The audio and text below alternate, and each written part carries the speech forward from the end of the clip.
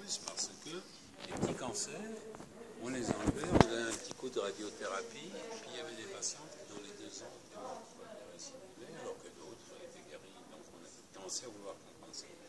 Donc je pense que c'est un peu un arbre de décision sur le plan immunitaire.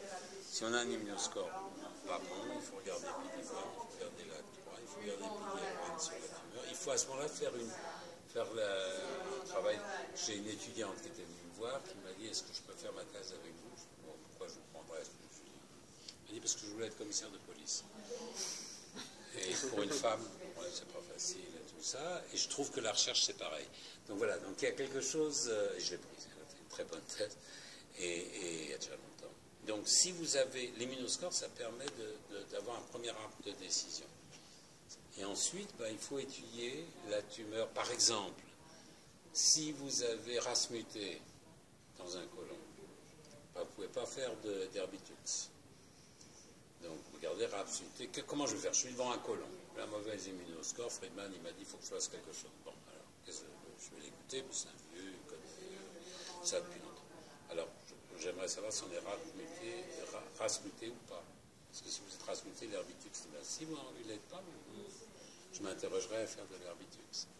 Si vous avez beaucoup de VEGF, par exemple, peut-être que ça vaut le coup de faire du sunitinib ou de la... Bon.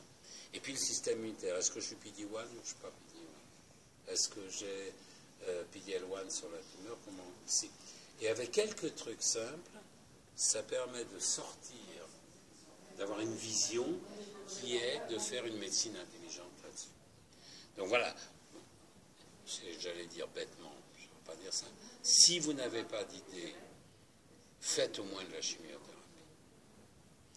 Mais si vous pouvez aller un peu plus loin et comprendre la nature de ce micro-environnement, et bien à ce moment-là, essayez de faire une immunothérapie. Parce que par exemple, encore une fois, dans un côlon stade 2, personne n'a démontré que la chimiothérapie rallongeait une journée de vie à un patient.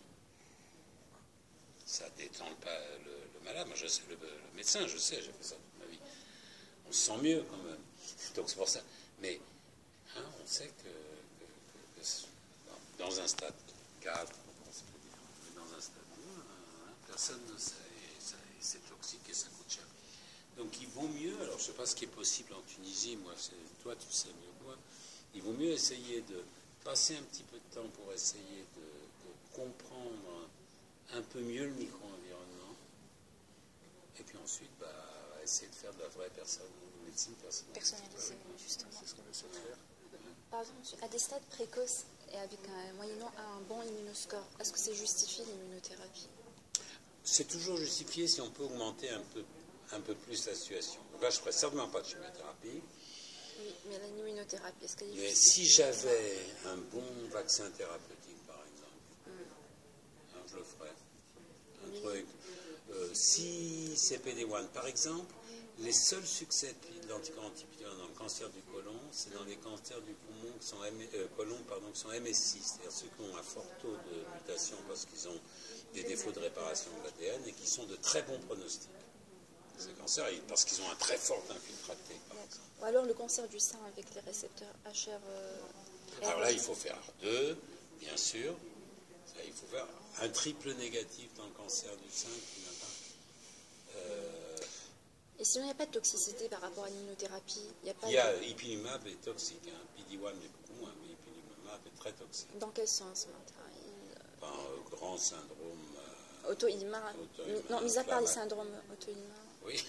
Oui, c'est quelque chose, vous allez me dire. Il y a un rash, il y a de la température. Bon, c'est comme l'interféron, ça paraît pas toxique comme ça, puis ça rend les gens fous. C'est vrai qu'on ne sait pas à long terme ce que ça va donner quand même. C'est pour ça que je crois qu'il faut, si vous êtes jeune et que... Enfin, vous êtes jeune parce que... Moi, je serais jeune médecin aujourd'hui, je m'intéresserais à cette nouvelle pathologie iatrogène qui est due à la puissance des médicaments de biothérapie. Donc, mais par exemple, PD-1, c'est très peu toxique. PD-L1, c'est très peu toxique. Donc, ça donne un peu de fièvre, un truc au point d'injection, mais il n'y a pas... alors, je ne sais pas, dans 5 ans... En tout cas, par rapport à la chimiothérapie et la radiothérapie, ça me voilà, dans les longs, ça c'est sûr. Et peut-être qu'on verra des chimiothérapies dans 10 ans, mais si 10 ans après un mélanome métastatique, on est là pour voir de la toxicité, on sera content. Professeur, merci. Merci beaucoup, professeur. Merci bien.